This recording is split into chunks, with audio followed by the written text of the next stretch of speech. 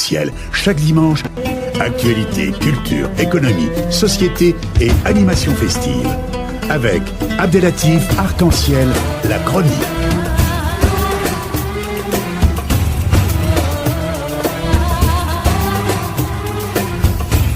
Arc-en-Ciel info.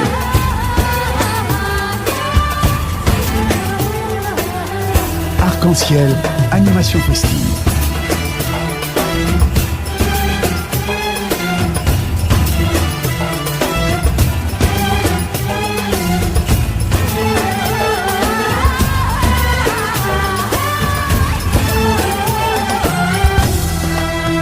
Mesdames et messieurs, retour à l'antenne et comme ça a été annoncé, nous sommes heureux d'être en ligne avec monsieur Richard Michel. Bonjour monsieur. Oui, bonjour. Bonjour et bienvenue dans l'émission Arc-en-Ciel et d'avoir accepté notre invitation un dimanche dans le cadre de cette initiative qui a commencé depuis octobre 2017 sur le décryptage sur la situation de l'islam de ou en France. Maintenant, on est arrivé à un niveau de faire une boîte à idées, des propositions éventuellement pour permettre éventuellement à la présidence qui a pris la décision, M. Macron, de trouver une solution à l'islam de France ou en France avant la fin du premier semestre 2018. Monsieur Richard Michel, observateur de la vie publique et politique, formateur, consultant, un homme de médias de renom. Nous sommes heureux de vous avoir parmi nous. Et ma première question, si vous le permettez, concernant cette question de l'islam de France ou en France, selon vous, s'agit-il vraiment d'une réelle question française ou plutôt mondiale, et notamment avec ce qu'on voit actuellement au niveau de l'Arabie Saoudite, au niveau du Qatar, au niveau des États-Unis, des interventions d'autres pays? Est-ce qu'il s'agit d'une question internationale qui a toute une dimension avec des solutions internationales aussi? Alors, si vous voulez, j'estime que, en raison de la situation actuelle du monde arabe, on le voit bien, il n'y a pas simplement la question de l'islam qui est posée. Il y a des questions de caractère politique, de caractère économique, de caractère au sens économique, c'est-à-dire scientifique et aussi environnemental qui sont posées. Il y a des questions, je dirais, de gestion, de gouvernance qui sont posées dans toute une série de pays arabes et surtout une question, je dirais, qui est incontournable et primordiale, qui est celle de retrouver la paix dans une partie de ces pays arabes. Alors ça, c'est la première chose. Sur l'initiative du président de la République, de M. Macron, qui est une initiative avant tout, je dirais, nationale, il faut se poser, à mon avis, deux questions sur l'initiative du président de la République. Premièrement, est-ce que le président de la République a raison de lancer une nouvelle réflexion sur l'organisation de l'islam en France? Ça, c'est la première question. Et la deuxième question, c'est a-t-il la légitimité pour le faire? Alors, je voudrais rapidement répondre à ces deux questions. À la première, déjà, je pense, comme je vous l'ai dit, qu'il y a de nombreux problèmes qui ont trait à l'organisation et je dirais aussi à certaines visions de l'islam en France qui sont apparues ces dernières années et qui peuvent poser problème. Pas à l'ensemble il ne s'agit pas, encore une fois, de dénoncer, de montrer du doigt nos concitoyens de confession musulmane. Il ne s'agit pas du tout de ça. Il s'agit de réfléchir à l'existence et à la réalité aujourd'hui de la religion musulmane qui, en France, est désormais pratiquement à égale, je dirais, évaluation avec le catholicisme, etc. Il y a aussi d'autres religions, il y a le judaïsme, il y a le protestantisme, il y a le bouddhisme, etc. Mais la question essentielle, c'est le rapport que ces religions ont avec l'État. Parce qu'on a une histoire en France, vous la connaissez, etc. Alors, il y a un problème, il y a plusieurs problèmes, je dirais, qui méritent d'être posés sur l'organisation elle-même, sur lesquels, en premier lieu, évidemment, ce sont les musulmans de France qui doivent réfléchir, mais pas seulement eux, mais aussi les observateurs, qu'ils soient croyants ou pas croyants. C'est par exemple l'existence d'instances réellement représentatif. Il faut se poser la question, est-ce que le conseil français du culte musulman est représentatif? C'est une vraie question. Deuxième question, le financement qui n'est pas toujours clairement régulier des lieux de culte est posé. Il faut qu'on y réfléchisse. Ensuite, il y a la formation des imams de France. Les efforts ont été faits, mais on est encore loin du compte. Alors, si vous voulez, on voit bien que aujourd'hui, et les musulmans sont les premiers, les musulmans de France sont les premiers, conscients de cela, c'est que dans les instances comme le Conseil français du culte musulman, on assiste, on le voit régulièrement, il y a des luttes de clans et d'influence. C'est peut-être lié au poids des pays d'origine, mais bon, on peut pas effacer l'histoire, quoi qu'il en soit, mais néanmoins, on peut peut-être réfléchir sur cet aspect des choses. Ensuite, sur le financement, il faut trouver une manière, si vous voulez, que ce financement soit transparent et que les comptes soient rendus de manière tout aussi transparente aux croyants, aux musulmans. C'est la première des choses. Ensuite, sur les imams, je crois qu'il faut mettre un terme et en terminer avec ça, avec les imams autoproclamés, par exemple, et puis j'irai faire en sorte qu'il y ait une formation adéquate des imams, parce que c'est très très très important. On a vu par le passé que c'était une faille, je dirais, y compris pour les musulmans eux-mêmes. Voilà. Votre raisonnement par rapport à ces trois paramètres, donc pour une représentativité de l'islam de France, le financement et la formation des imams. Oui. Sauf que ces trois éléments, avec d'autres observateurs bien entendu, estiment qu'il y a aussi une implication de l'étranger.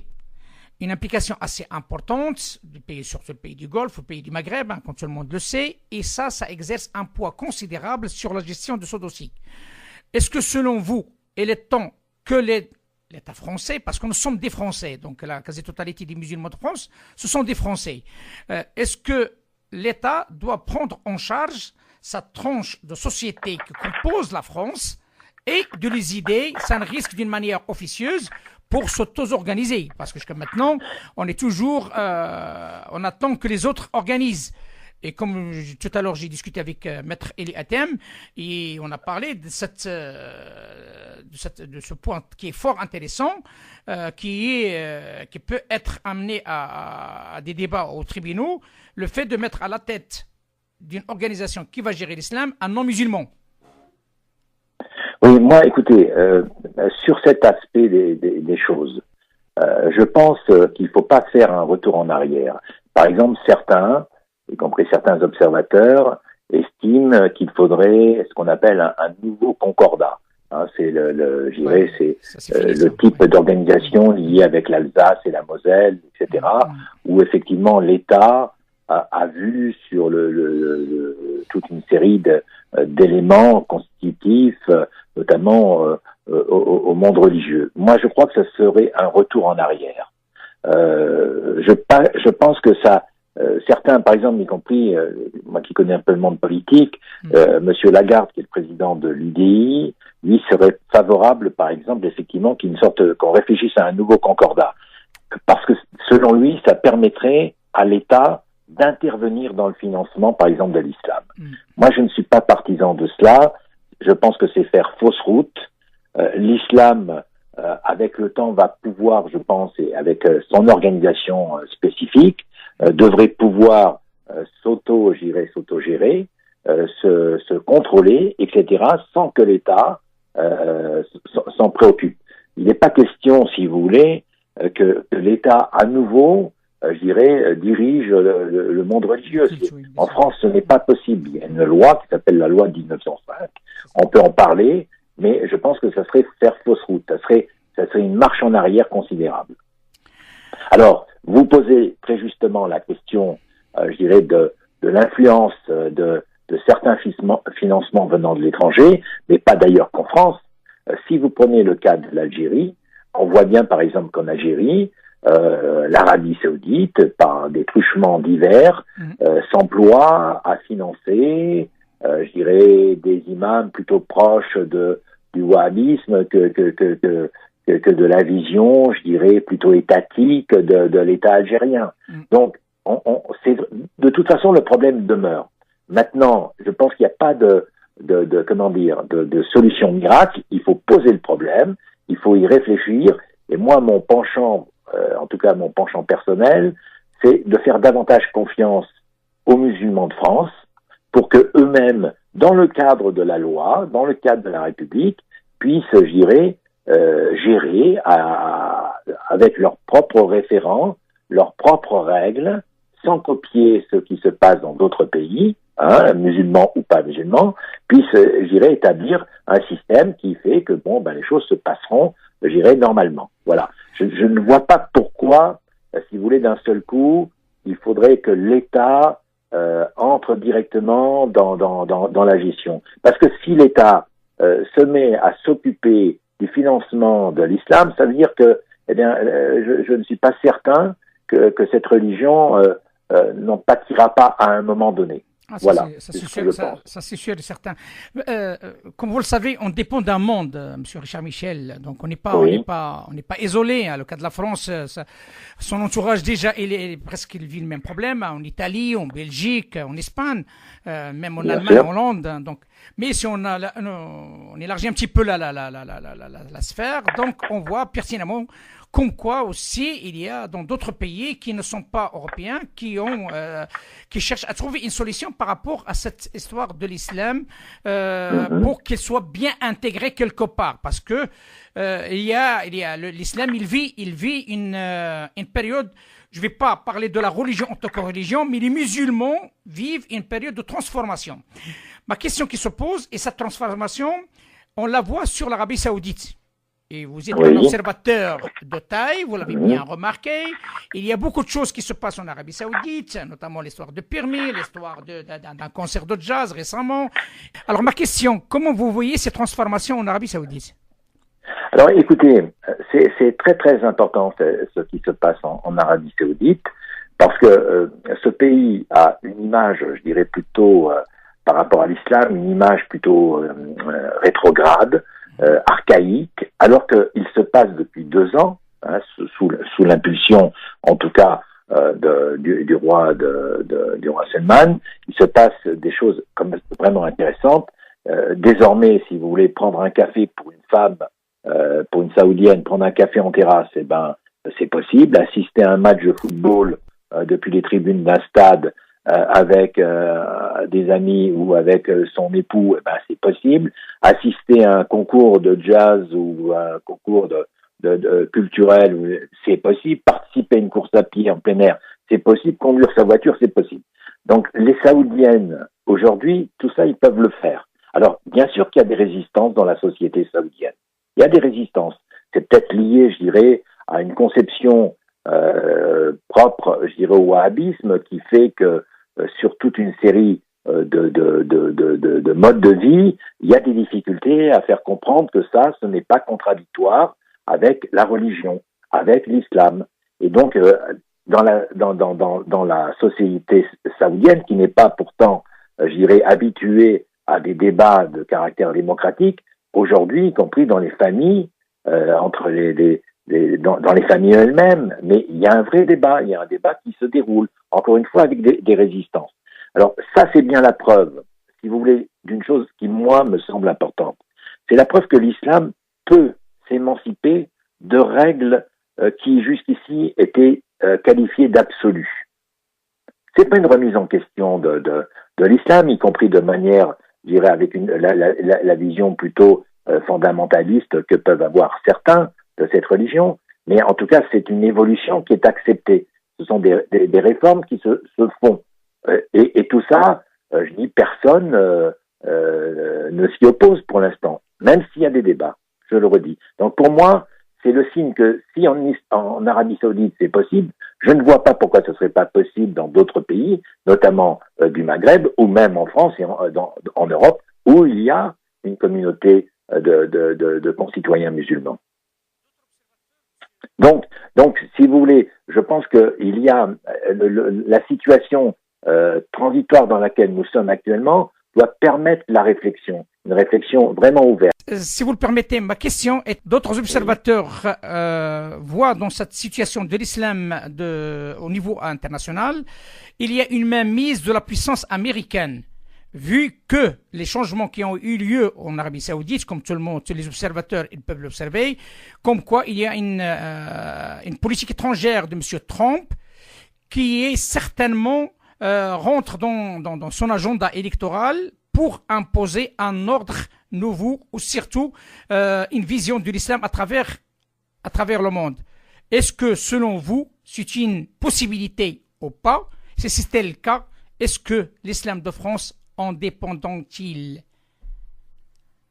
Écoutez, moi je ne crois pas à cette thèse.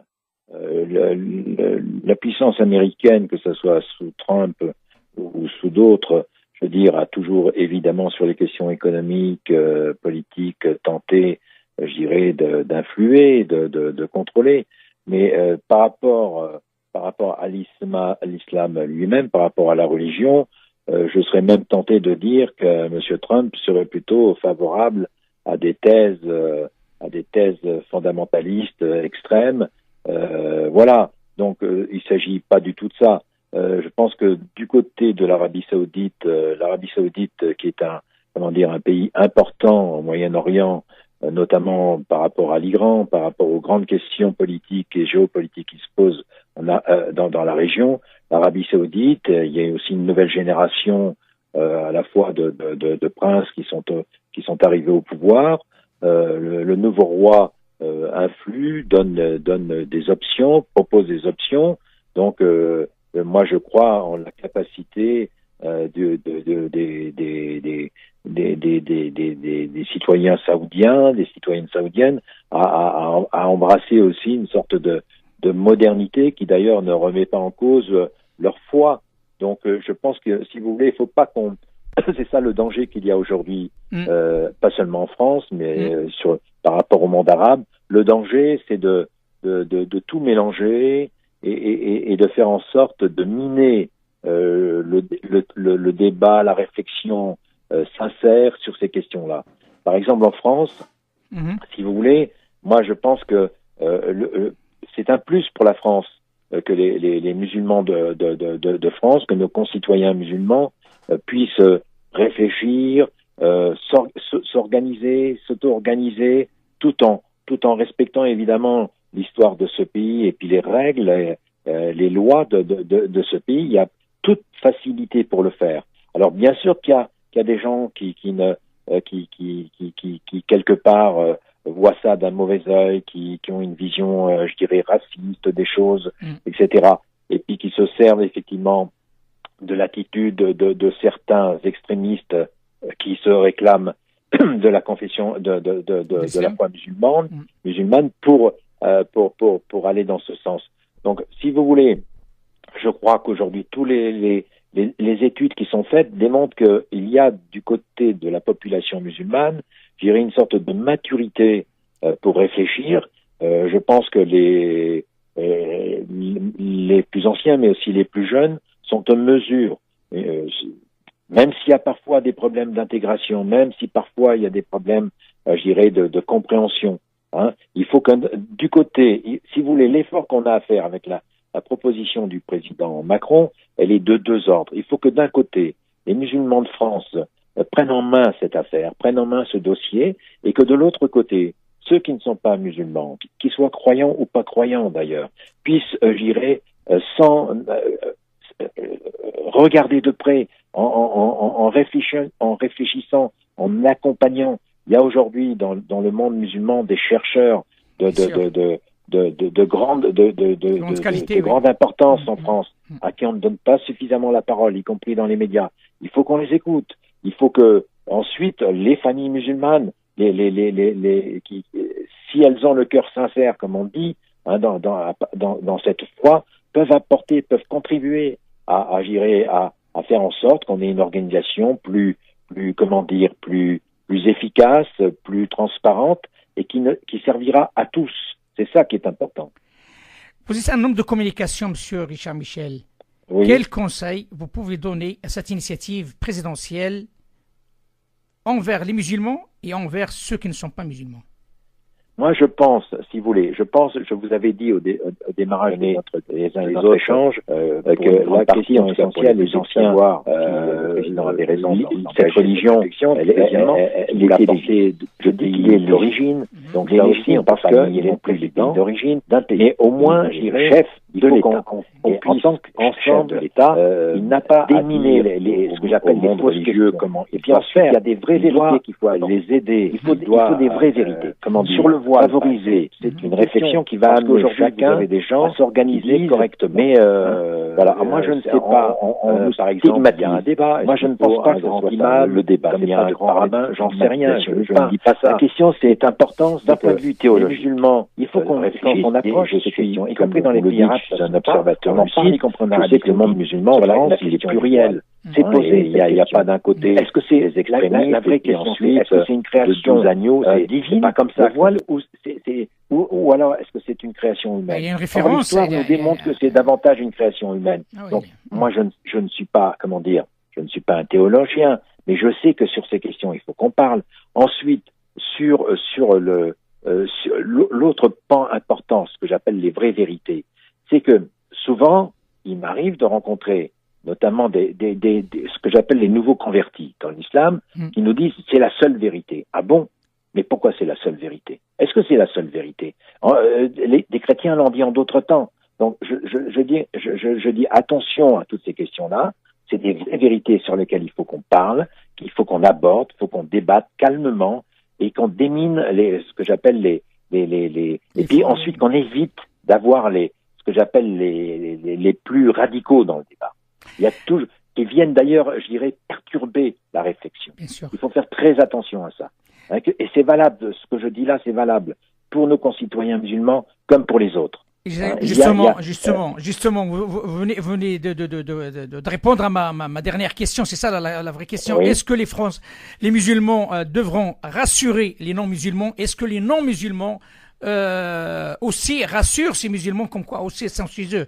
Parce que là il y a un problème aussi là. Donc je vous parle de l'intérieur. Il y a des musulmans qui voient qu'il y a un rejet, qui voient qu'il y a un barrage, il y a un fossé. Est-ce que, comme vous l'avez bien dit, il est temps qu'il y ait une rencontre civilisationnelle, une rencontre culturelle, une ouverture de cœur, une ouverture de portes des uns et des autres pour permettre tout simplement une meilleure compréhension entre les composants de cette société? Ça, vous avez raison. Maintenant, il faut jamais être sur la défensive. Moi, je pense que il faut faire très attention. C'est vrai qu'il y a des gens qui qui ont une vision négative de nos concitoyens musulmans. Mais ces gens-là sont une minorité. Et il faut les combattre. Il ne faut pas avoir peur de les combattre. Et la meilleure manière de les combattre, c'est d'ouvrir un débat, je dirais, honnête, serein, riche, parce que l'histoire de l'islam est une histoire riche. Donc il faut que on puisse appréhender, je dirais, le monde musulman en revisitant, y compris l'histoire, en faisant pas que seulement les musulmans revisitent leur propre histoire, mais aussi des gens qui ne sont pas croyants. Je dirais que l'histoire des religions, qu'elles soient catholiques, qu'elles soient judaïques, qu'elles soient protestantes, que ce soit les bouddhistes, que ce soit les protestants, sont des histoires toujours où il y a des enseignements à tirer. Et c'est ça qui est important. Et ensuite, c'est comme ça qu'on va rassurer les autres. Il faudra, je veux pas culpabiliser nos concitoyens musulmans.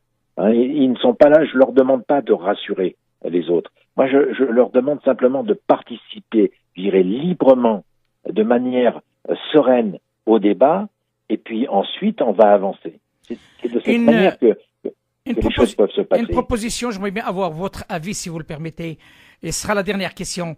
Une conférence nationale avec des composants de la société française, avec des musulmans et des non-musulmans et d'autres religions. Oui. Sera-t-il un début d'un dialogue interne entre les composants de la société française? Alors, je vais répondre très franchement à votre question. Si j'avais d'ailleurs un avis à donner ou un conseil à donner, y compris au chef de l'État, j'irai dans votre sens. C'est-à-dire que il serait dommageable que ce débat n'appartienne qu'à une centaine, je dirais, d'experts, etc., qui soient de confession musulmane ou autre. Je pense qu'il faut ouvrir ce débat non seulement aux experts, mais aussi, je dirais, aux musulmans et à nos concitoyens. On a des élus, on a des laïcs, il faut parler avec les laïcs, c'est important. Et c'est pour ça que je pense, si vous voulez, que l'idée d'une conférence nationale, pourquoi pas, ça serait une excellente idée, à la condition qu'elle soit ouverte à tous. Et que ça ne soit pas, je dirais, un forum d'experts. Voilà ce que je voudrais vous dire. Merci infiniment, Monsieur Rijal. Merci beaucoup de cet éclairage fort intéressant. Et je suis désolé par rapport à ce défaut technique. Moi, je suis désolé, parce que là, vous savez, donc c'est une histoire peut-être de réseau. Mais en tout cas, on vous entend très très bien. Merci infiniment de cet éclairage. Voilà. Merci, monsieur. À bientôt. À bientôt. Arc-en-ciel.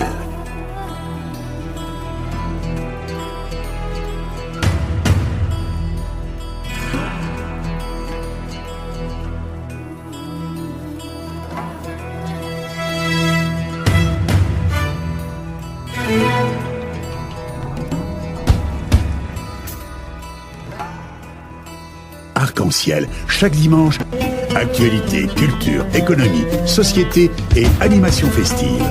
Avec Abdelatif Arc-en-ciel, la chronique.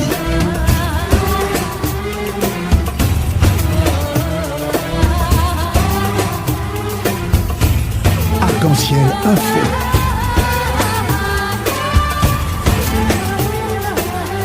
Arc-en-ciel, animation festive.